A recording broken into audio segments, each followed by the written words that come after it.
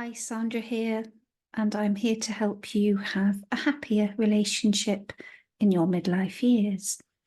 So I'm a clinical hypnotherapist, and I have been working for many years with women who are struggling with anxiety, with low self-esteem, low levels of confidence, and perhaps other issues like addiction, but with relationships in particular.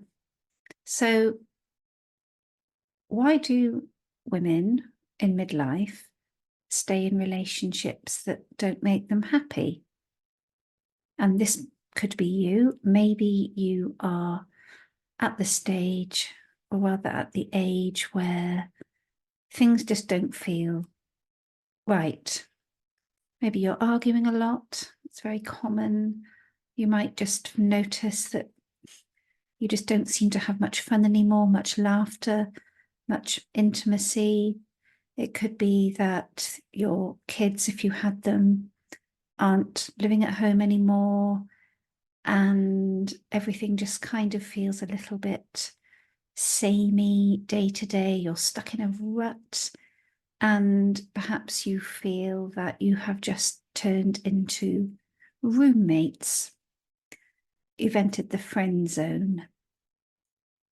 So why is it that you stick with this relationship? Many women do. Many women feel that there is nothing else for them, that this is it, that you're in your 40s or maybe 50s, perhaps a little older, and this is your lot. So you're in this relationship, maybe with no intimacy, no shared interests or common goals. There may even be some toxicity. So perhaps you're putting up with things that maybe you shouldn't. Maybe your significant other, your spouse, isn't treating you the way you deserve to be treated. You don't feel appreciated or even fancied by them. Why do you stay? And I know it's often very difficult, but there are three key reasons why we stay in relationships that don't tend to make us happy. So the first one is fear of the unknown. We don't know what's going to happen if we decide to end the relationship. For example, will I ever meet anyone else? Will I just be lonely, single forever? Will I, just die alone with loads of cats for company? Will people just think I'm a sad case, some lonely old spinster, all those labels that seem to be attached to women who aren't married or in relationships? So yeah, fear of the unknown. How are you going to cope? How am I going to cope with, just being single again, when all the good men are taken and all the available men, especially at this age, have all got baggage? Why are they single? Why does no one want them? Will people think that about me? These dating apps, that the men on there are so shallow.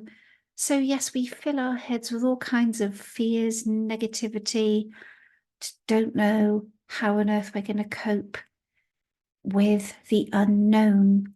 And it's true to say that even if you are not happy in that relationship of yours, that you aren't getting your needs met, that maybe there's some, you're in a rut or there's a bit of toxicity, at least it is familiar.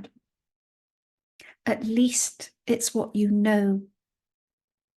So there aren't any nasty surprises. No, you're not happy, but you're accustomed to that.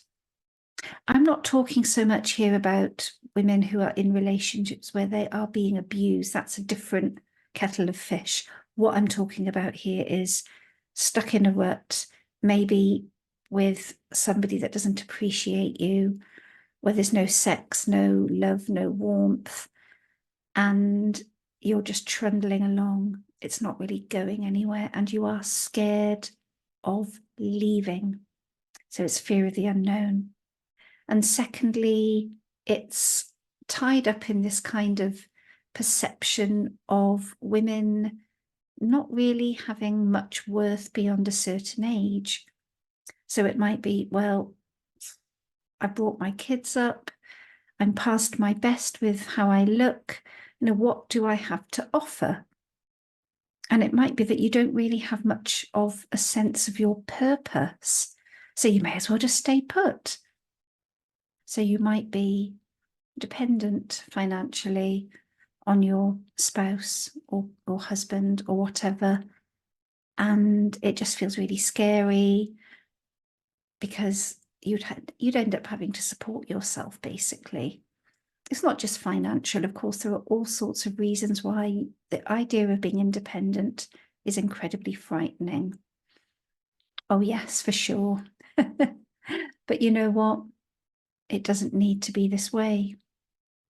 So if you had the confidence, if you had the ability to see beyond your fear and see yourself living a life where you could potentially be happy, would that make a difference? It can be very hard, the idea of severing from a relationship that you've been in for a long time, but the indecision about whether to go, whether to stay, can be absolute torture.